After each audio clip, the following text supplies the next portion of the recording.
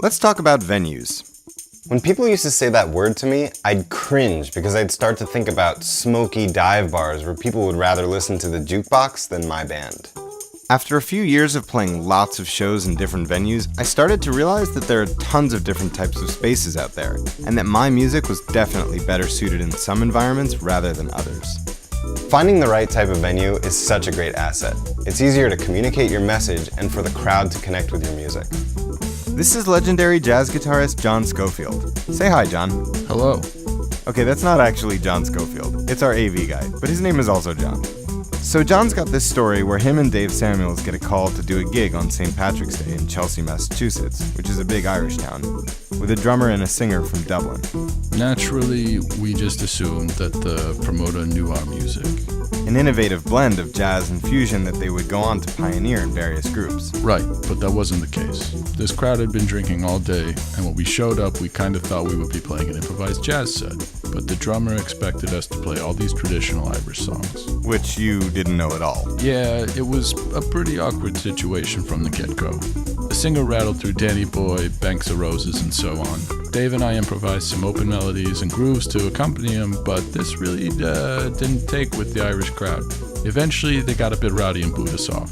Two of modern jazz's most important musicians booed off a tiny pub stage. That's the importance of booking appropriate spaces for your music, I guess. Thanks, John. Anytime.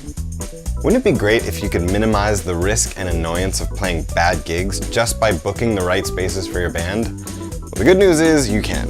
And it's all about figuring out the ideal setting and environment where you want your music to be heard. Here are 6 tips to finding your ideal venues.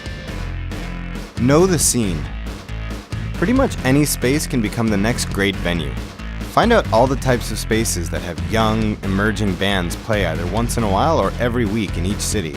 A lot of spaces are primarily focused on giving opportunities to emerging bands, and others might book you just based on your style of music. Looking up the bands who have played there recently is helpful as well. You may even find a great support act. Analyze your sound. Is your band loud or quiet? Is it lyrical or instrumental? And what type of mood does your music create? Spaces dictate audience behavior.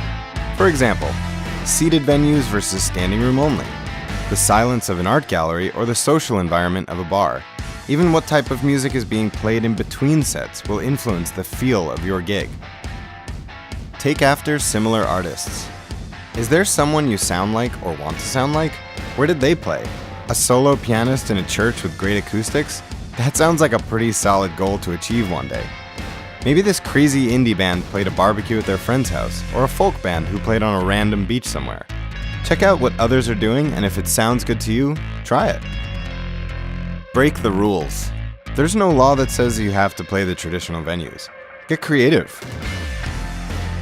My band once spent a couple days off in Madison, Wisconsin, and we had nothing to do, so we actually went to the state capitol building and just randomly asked their permission to play on their steps.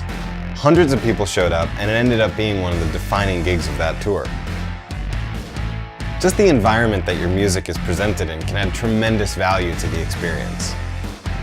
Look for theme nights.